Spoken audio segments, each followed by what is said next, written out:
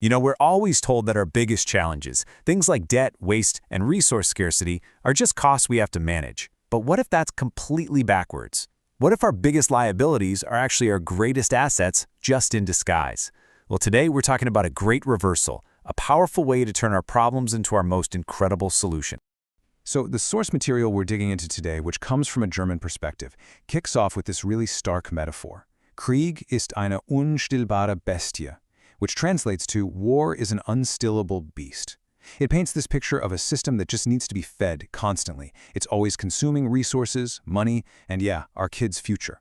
It's a powerful way to think about an economy that often feels like it's at war with itself and with the planet.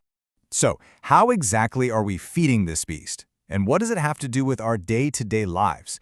Well, the costs aren't always right there in your face, but trust me, they are very, very real. So you hear about these massive special funds for defense, right? And it sounds good, it sounds like security. But what the source points out is that this is often just a fancy way of saying debt that gets handed down. We are literally mortgaging our children's future to pay for today's conflicts. We're feeding the beast with their prosperity. What's really at the heart of this problem is what the source calls a gigantic money drain machine. Okay, think about it. In a country like Germany, which is famous for its exports, public, taxpayer money is used to develop world-class technology. But then, the profits from that very same tech often flow out to multinational corporations that are headquartered somewhere else, leaving the country that paid for all that innovation with, well, decaying infrastructure. And this is where it gets really real, right? This slide makes that whole abstract drain idea feel super concrete. We're talking about things like outdated copper internet networks while the rest of the world is on fiber, bridges that are literally crumbling, a massive backlog of investments needed for schools, and growing shortfalls in pension funds. This is the real price of feeding the beast. But this whole money drain thing isn't the only challenge on the horizon.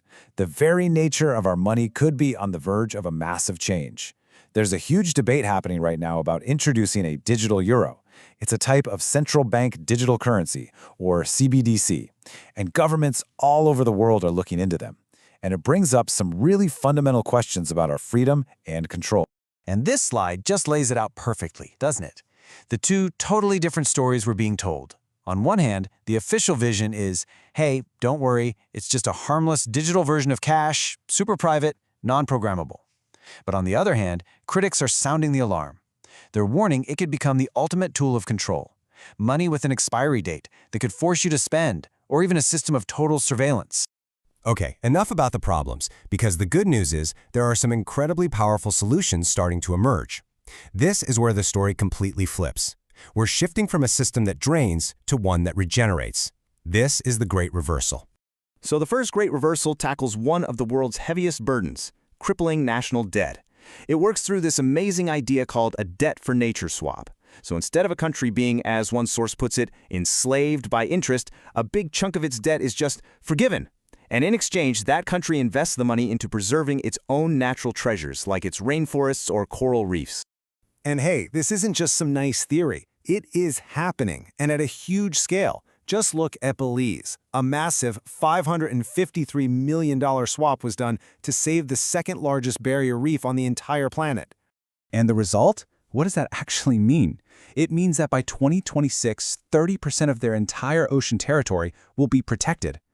A financial liability was transformed directly into a thriving, protected marine ecosystem. That is the reversal, right there in action. And Belize is just the start. The really crucial point here is that this isn't some one-off deal. This thing can scale, big time.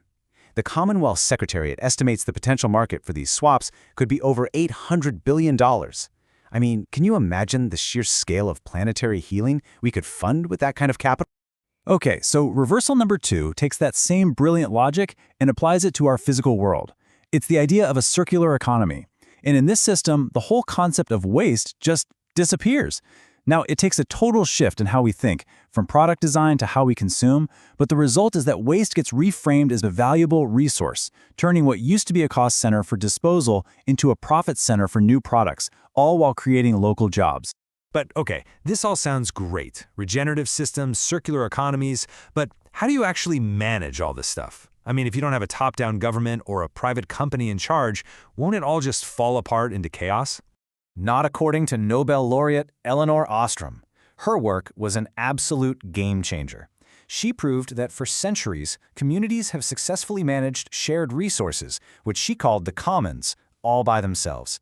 She completely debunked that old idea of the tragedy of the commons, the one that says any shared resource is doomed to be destroyed by self-interest. Ostrom showed us there's a third way, beyond just government control or private ownership. And her principles for making it work?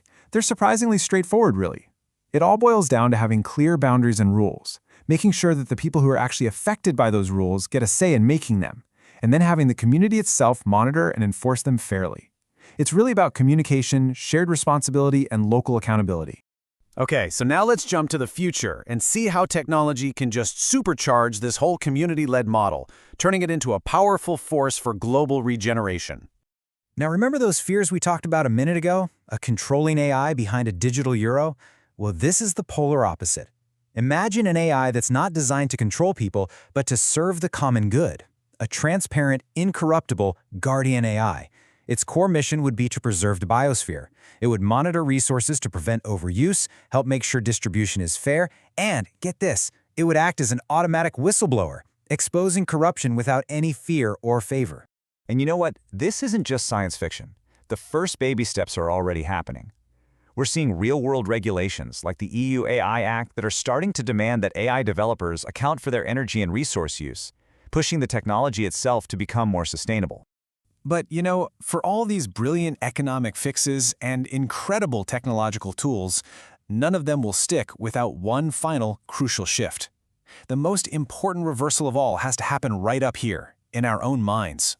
It all comes down to this fundamental choice that underpins our entire system. Egoism, or short-sighted egoism, versus Gemeinwohl, the common good. The ultimate reversal is a mental swap.